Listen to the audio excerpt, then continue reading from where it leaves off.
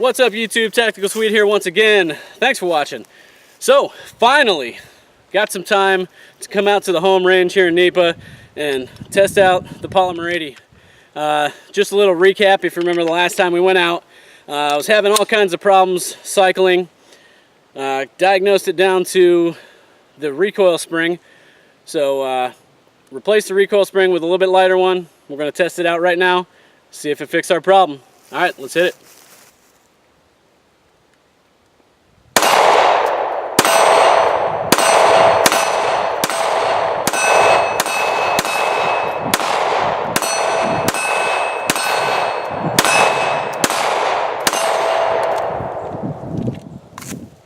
One mag down.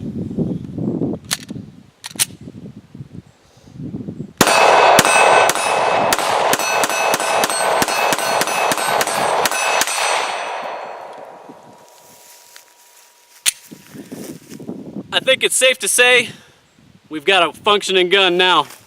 So again, 15-pound recoil spring in this, working 100%, 2 mags, no issues.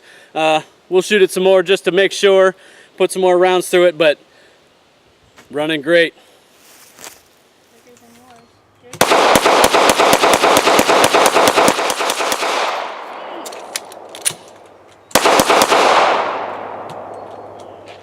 You only put 3 in there. I thought you loaded them all the way up. No, it was full. I was like, no way, it jammed.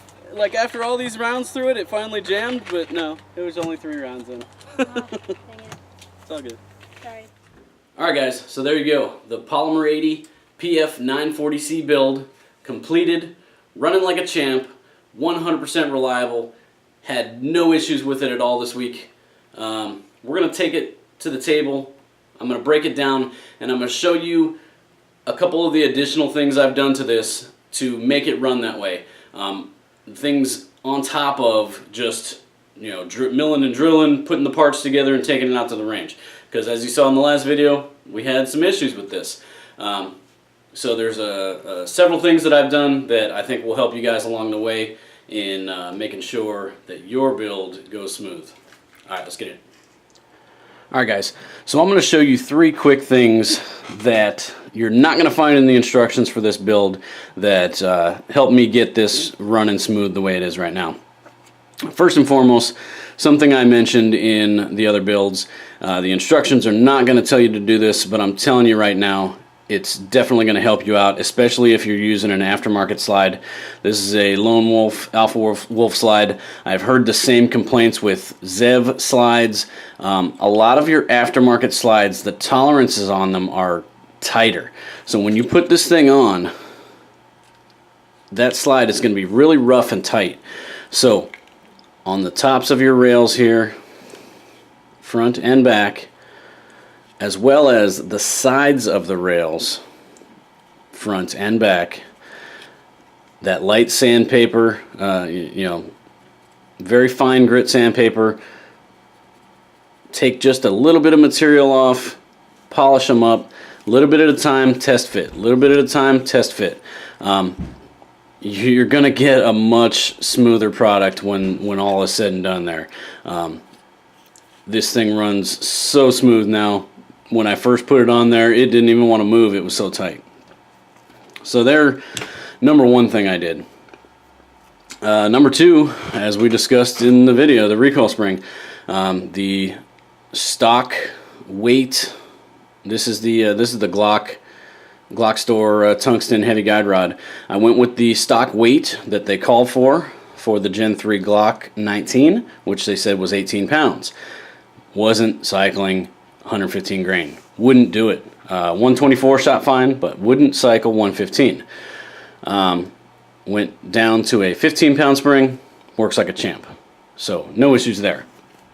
The next thing I noticed, and this was more of just a personal preference thing, I was noticing I was getting a little bit of weak ejections or a little bit erratic at times.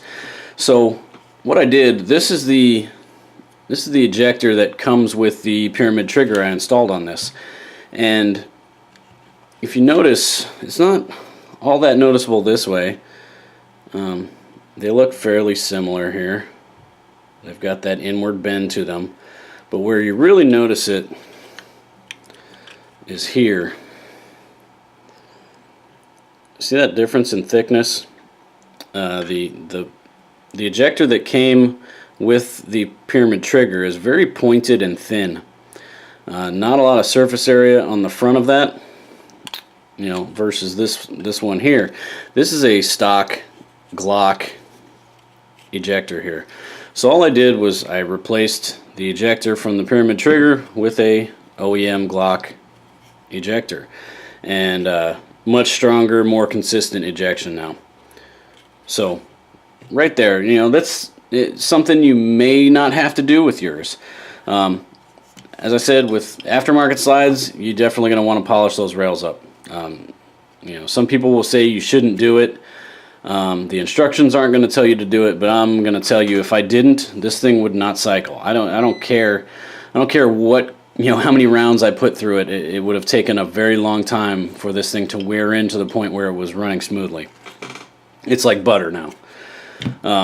Recoil spring, you know, your results may vary. 18 pounds, which is the stock weight, would not run this gun with 115 in it.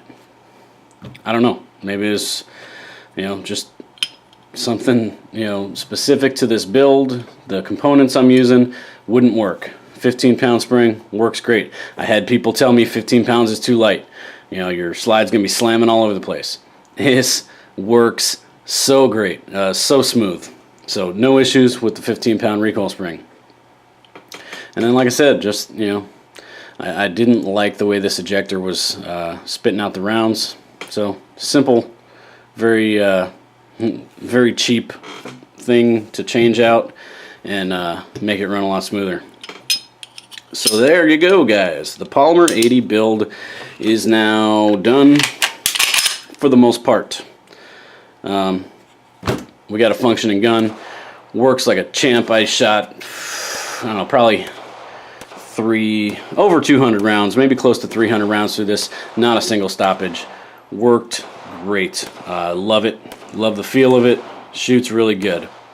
That's probably all you're going to see of this gun for a while. The next time you see this gun will be once we get our slide work done. And we'll kind of unveil the finished product, but that's going to be a little ways down the line. I've got some other things I am devoting some funds to right now, so this is going to be on the back burner for a little bit. But, you know, eventually we'll get the slide sent off for milling, Cerakote, throw that red dot on there. Hopefully you stay tuned for that if you want to see what the finished product looks like. That's all I got today, guys. The Polymer 80 build is done. Alright, guys, as always, if you like what I'm doing, please give me that thumbs up. By all means, if you're not already, hit that subscribe button up there in the corner. Stay up to date with any new videos we got coming out. I will catch you guys next time. Till then, live life and have fun out there.